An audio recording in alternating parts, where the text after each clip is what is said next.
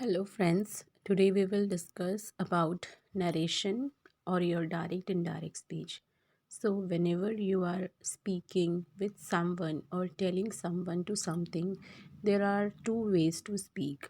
Number one, the direct way and the indirect way.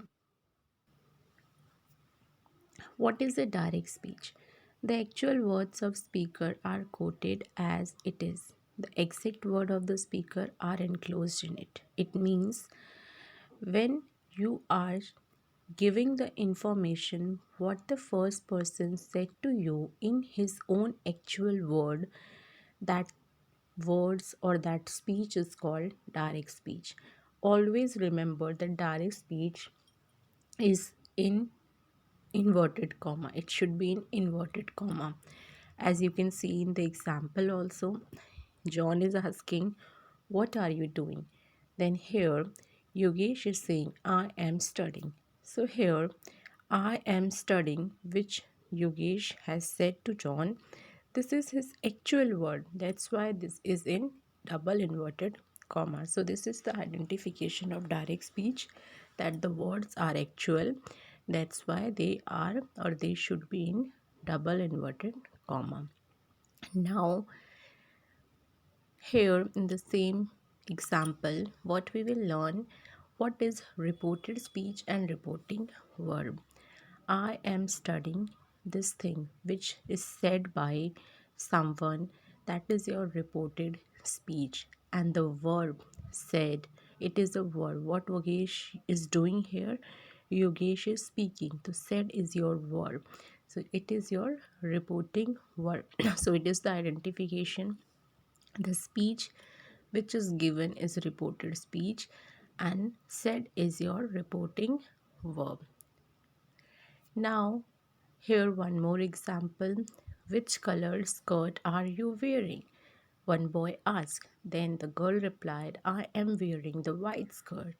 What if boy will ask or boy will tell what she answered him to other person in direct speech? The what he will say, Lucy said, I am wearing white skirt. So I am wearing white skirt is in double inverted comma. It means what Lucy said, the actual line, the exact word he is using, and he is telling to someone else. That's why I am wearing white skirt is in double inverted comma.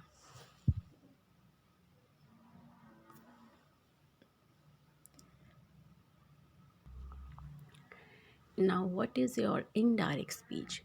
Indirect speech is something,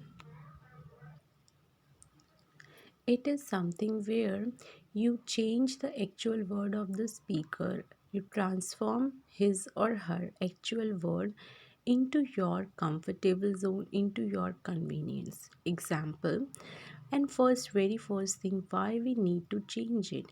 Because it will avoid the confusion. Which kind of confusion I'm talking about here? Suppose if I am your teacher and I will say that tomorrow I will be on leave. Suppose I've said this thing to some Seema, and now Seema is sending my message to others, and here she will say ki ma'am said I am on the leave.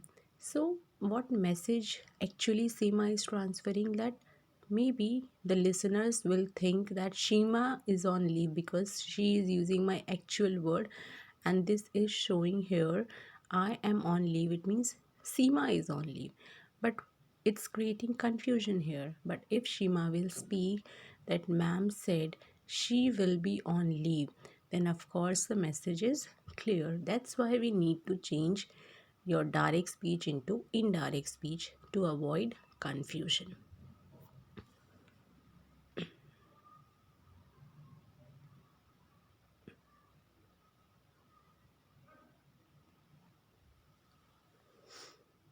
So here also you can see the same example. First it is given in your direct speech, the same which we have done, and now the same example is in the second line is given in your indirect speech. So what he will say, Yogesh said he was studying. So here, instead of saying I am studying, which can create confusion, if John will say I am studying, people will think John is talking about himself. He is saying that he was studying. Now it is clear that who is studying here? Yogesh was studying. This again is your second example where the boy asks about the color of the skirt. The here first is your direct speech example, and second is instead of saying I am wearing white skirt, what he will say here, that she was wearing white skirt. So now the message is clear that what the writer or what the speaker want to convey. Now, the most important thing is your changing of tenses. You have seen here that I am is converted into she was. It means your present tense in your speech will always convert one step behind. So, what is the rule? If it is your present tense, then it will change like this. If it is your present, simple present, it will change into simple past. Present continuous, past continuous. Present perfect, past perfect. Present perfect continuous, past perfect continuous. So it is very simple that all your names will be same, but only the form of tense will change. It means simple past will get into simple present will get into simple past. It means your names, your form of tense will be same, only the tense you have changed from present to past. But what if your direct speech is in already past tense, then you will go one step behind. If it is in simple past, you will convert into past perfect. If it is past continuous, you will convert into past perfect continuous. And if it is past perfect continuous, you will no change. To past perfect also and to past perfect continuous also, to both the tenses there will be no change. If your sentence of direct speech is in past perfect form or in past perfect continuous form, then you will not change the tense here, because there should be no change as the rule. Only simple past and past continuous will get change here. Is it clear? And one more important thing you can see here, are we is in the past tense. It means your reported verb whatsoever said, it should always in past tense. You will not write here saying or will say. It should be in said, past tense. And the universal truth of whatsoever, like sun is rising from east, earth is fair, these kind of universal truth whatsoever we are having, which is very true in entire universe knows this truth, those things will also not change their form of tense while converting them into direct to indirect speech. It means if you are saying Rohan said sun rises from the east, so it is a present form. But because we know this is universal truth also, that all always everyone knows that sun is rising from east, so you will not change the tense here. You will always speak like Rohan said that sun rises from the east. It means no change. Only what you will do, the inverted comma from the direct speech, when you will convert into indirect speech, you will remove them. Otherwise, no change will take place. Your future, your will shall will convert into would and should, and can and may convert into could and might. So I hope the changing of tenses is clear to you.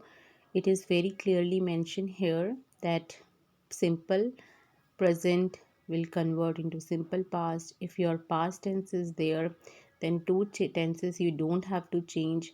Future go into will go into would and should, can may can will could and might. And Universal truth facts will not change, their tense form not change, and always reporting verb. It means your said word should be in said, it should not be saying. Now, few more things are here. If in your direct speech, here word is coming, then when you will convert it, then it will convert into there in indirect speech. Tomorrow will convert into the next day. Today, that day. Yesterday, the previous day. This will convert into that. Now, then. Tonight, that night. So, this is the form which you have to convert in your direct speech to indirect speech.